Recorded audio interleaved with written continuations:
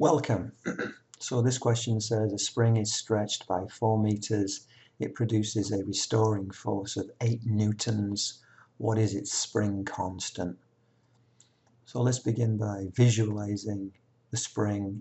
Unless there's a good reason not to, I prefer to think of questions about springs and basically Hooke's law questions and the like as a spring that's horizontal, resting on a smooth, frictionless surface.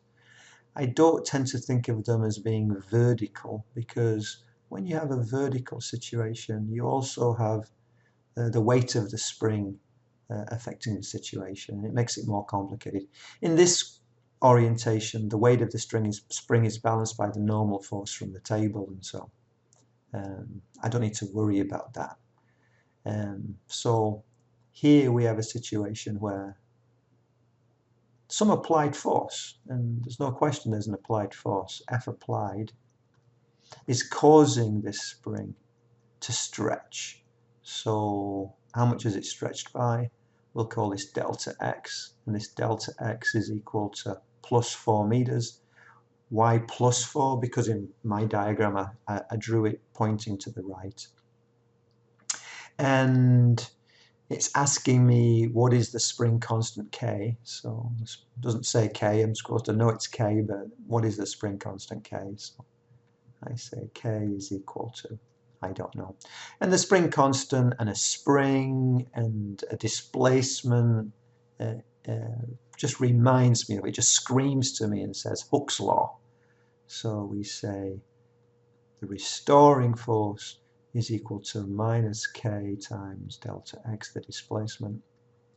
And this is a good example where subscripts are really helpful. I don't write down F is equal to minus Kx, which I see sometimes people do.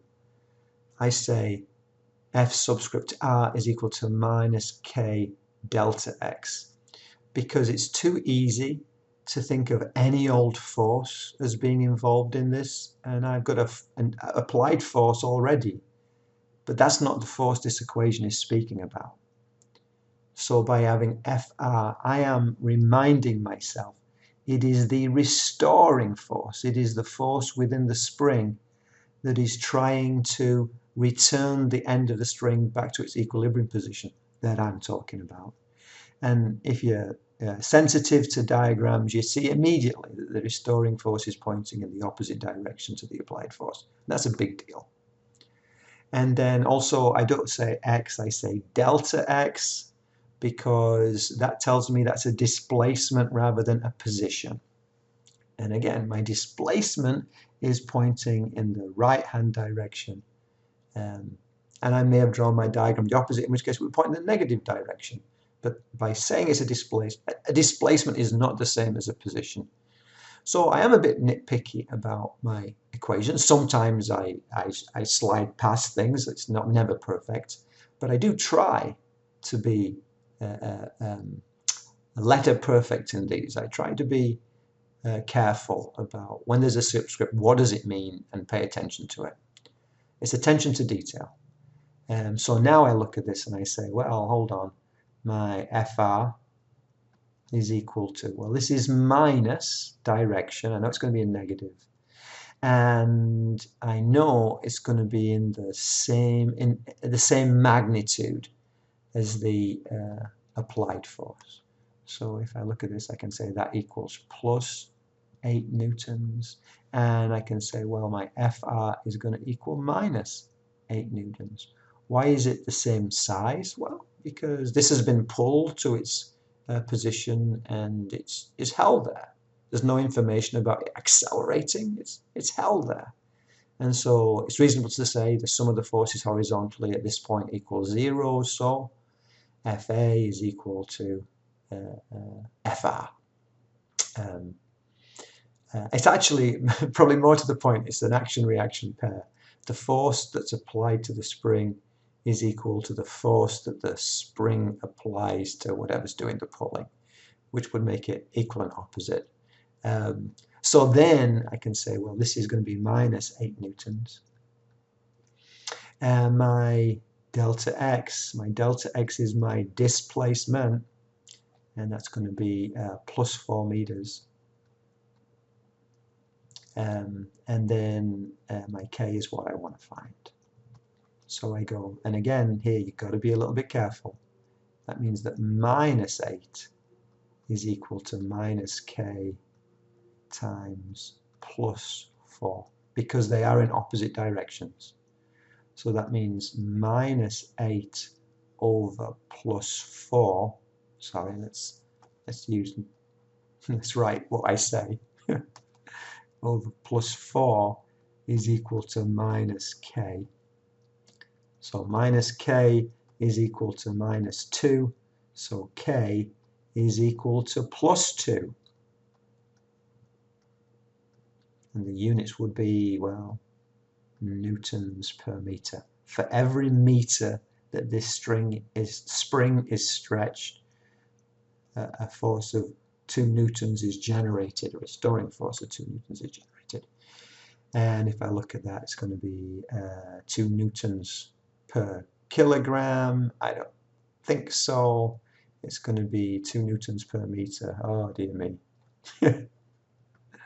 You check things 5 times and you find that there's still stuff in there. It's going to be newtons per kilogram. Let me talk about that then. How do I know it's newtons per kilogram? Because Fr over delta x is equal to minus k. So Fr over delta x means newtons per meter. And the answer is there. Okay, so with a little bit of a change in the question, there we have it. There was something I wanted to just warn you about, so let me see quickly if I can spot it, and then I'll go on. Yes, here's the thing. On this example, you might say, well, it's obviously 4 meters. You just told it's 4 meters, so what else would it be? So why would I get confused with the position? Because I don't know the position. But supposing I told you the position of the end of the spring here, and I said it was 6 meters. Let's put this in a different color so it's not confusing. Supposing I said that that was 6 meters, and then I said that that was 10 meters. I've just told you that the displacement is plus 4 meters. But if you're saying F is equal to minus kx, and you don't really know that x is a displacement, then which of these positions are you going to use? And a lot of people would say, oh, well, look, I end up at 10, and we want to know the spring constant, and let's pick the number that we end up at. And other people would say, well, hold on. This is the spring when it's not messed around with, so this is the number I should use. Either one of them's wrong, of course, because it's a displacement. So I would just advise you as your kind of coach, just don't blow off all these subscripts and the deltas. They are there to help you. So pay attention to detail, and you find that you'll make fewer mistakes that you might regard as slips, but really they're indicative of a kind of a loose thinking, which we would do well to just get rid of. Nobody's perfect, but if we can make ourselves a bit better, we get rewarded by a better score. So there we have it.